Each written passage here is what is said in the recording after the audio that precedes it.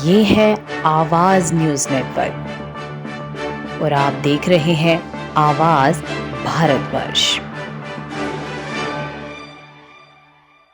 नमस्कार, मैं हूं मुकेश और आवाज भारतवर्ष के इस विशेष कार्यक्रम में आप सबका स्वागत है।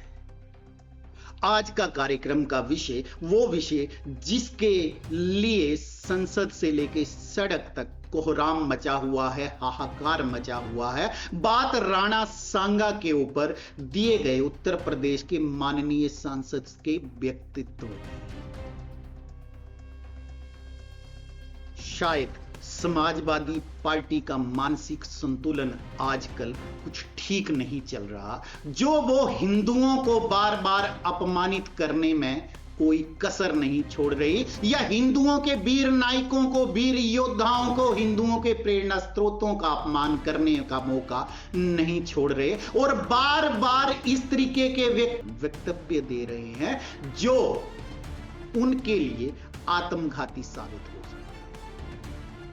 लेकिन अब आप कहेंगे कि आखिर समाजवादी पार्टी अपने आप को इस तरीके के वक्तव्य क्यों देंगे जो उनके लिए आत्मघाती साबित हो सकते हैं। तो यहां पर मैं साफ तौर पर आपको बताना चाहता हूं कि दरअसल अखिलेश यादव की रणनीति और राजनीति दोनों ही जिस पर टिके हुए हैं, वहां पर उनकी मजबूरी है इस तरीके का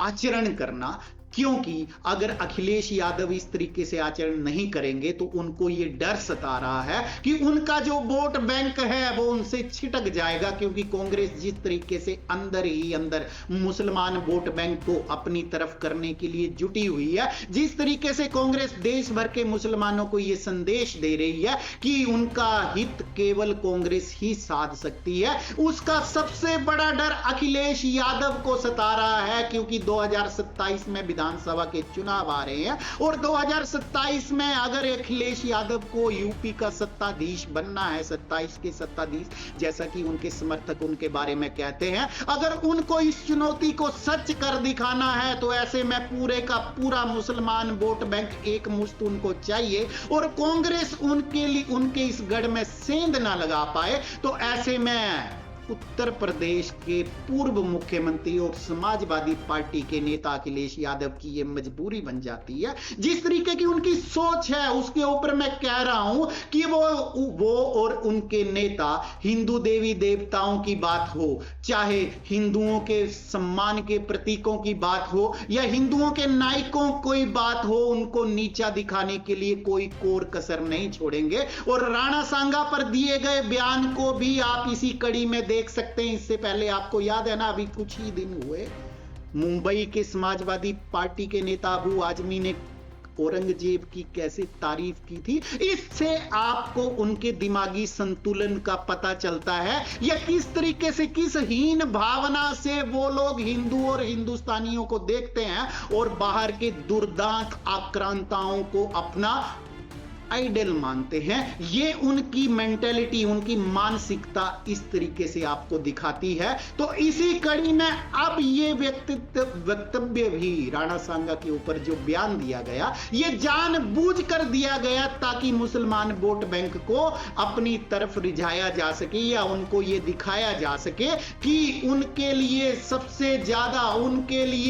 उनके हित के लिए सबसे ज्यादा अगर कोई चिंतक है तो वो समाजवादी पार्टी है। क्योंकि कांग्रेस ने जिस तरीके से अंदर ही अंदर एक सिस्टम शुरू कर दिया है, उसने अखिलेश यादव की नींद उड़ा दी है। अब भला आप खुद ही सोचिएगा, जिस यादव समुदाय से, जिस यादव शब्द को अखिलेश यादव बड़े शौक से, बड़े फक्र से, बड़े गर्व से, बड़े अभिमान से अपने साथ लिखते हैं, उन यादवों को ही नीचा दिखाने के लिए अखिलेश यादव ने कोई कसर नहीं छोड़ी। जो कन्नौज में उन्होंने बयान दिया, उनको जो यादवों के पूजनीय, बल्कि पूरे हिंदुओं के पूजनीय हैं, गौ माता है या गोबर है, उससे उनको बदबू आती है।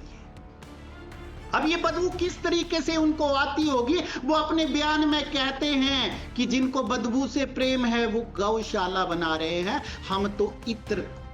खोलते हैं, ये इत्र की दुकान खोलते हैं, ये इत्र की फैक्ट्री खोलते हैं। उनके बयान को मैं शब्दशः नहीं कह रहा हूं, लेकिन मैं भावना आपको समझा रहा हूं। अब आप भले ही सोचिए, जिस यादव को, जो मैंने शब्द कहा, जिस यादव को बड़े गर्व के साथ वो अपने नाम के साथ लिखते हैं, उन यादवों के अगर आप इतिहास में जाएंगे तो वहां गौ माता का क्या स्थान है। यादवों से ज्यादा इस धर्म को मानने वाला या सनातन के प्रति समर्पित, मैं ये तो नहीं कहूंगा कि यादवों से बड़ा कोई नहीं है, लेकिन यादव किसी से कम भी नहीं है। और इतिहास में देखें तो भगवान श्री कृष्ण के वंशज, और किस तरीके से पूरी की पूरी यादवों की इकोनॉमी ही गौ माता से चलती थी, या भारतीय इकोनॉमी ही गौ माता से चलती थी। अब उनको, अखिलेश यादव को, अपने वंशजों से भी क्या वही बदबू आना शुरू हो गई है। मैं साफ तौर पर कह रहा हूं और बड़ी जिम्मेवारी के साथ कह रहा हूं, क्योंकि यह बहुत ही निराशाजनक बयान था, जिस बयान ने पूरे देश के हिंदुस्तान के तमाम सनातनियों के हृदय में गहरी ठेस पहुंचाई है। और यह ठेस आवाज भारतवर्ष को भी लगी है कि कोई भी व्यक्ति यादव होके, जिस समाज से वो आते हैं, इस तरीके से कैसे बयान दे सकता है, जिन यादवों का भरण पोषण ही गौ माता की वजह से होता था, या पूरी की पूरी उस देश की इकोनॉमी ही गौ माता के सहारे चलती थी। जब किसी व्यक्ति को वहां से गोबर की बदबू आने लगी, या अपने संस्कारों से, अपनी सभ्यता से, अपने संस्कृति से बदबू आने लगे, तो समझ लीजिए वो आदमी अपने पथ से भटक गया है।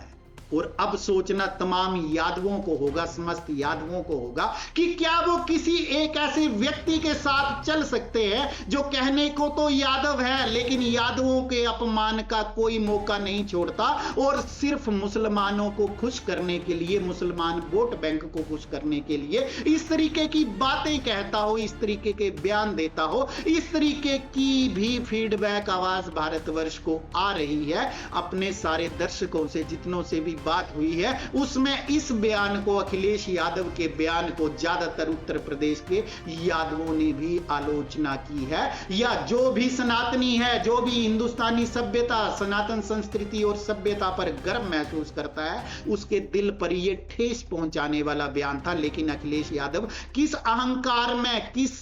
सपने में जी रहे हैं, वो सिर्फ अखिलेश यादव ही बता सकते हैं। आवाज भारतवर्ष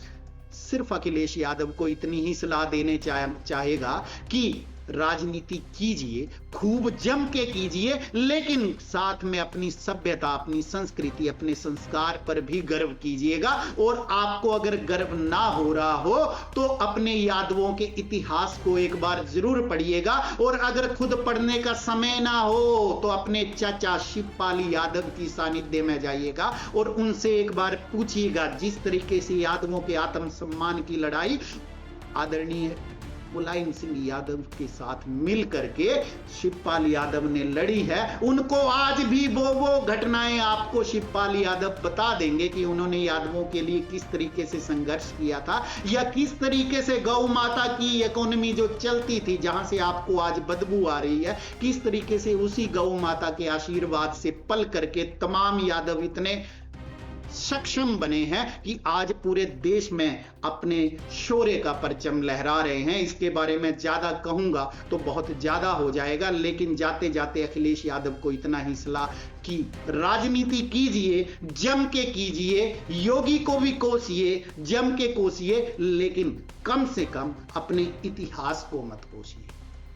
जाते जाते आप सबसे एक विनम्र अनुरोध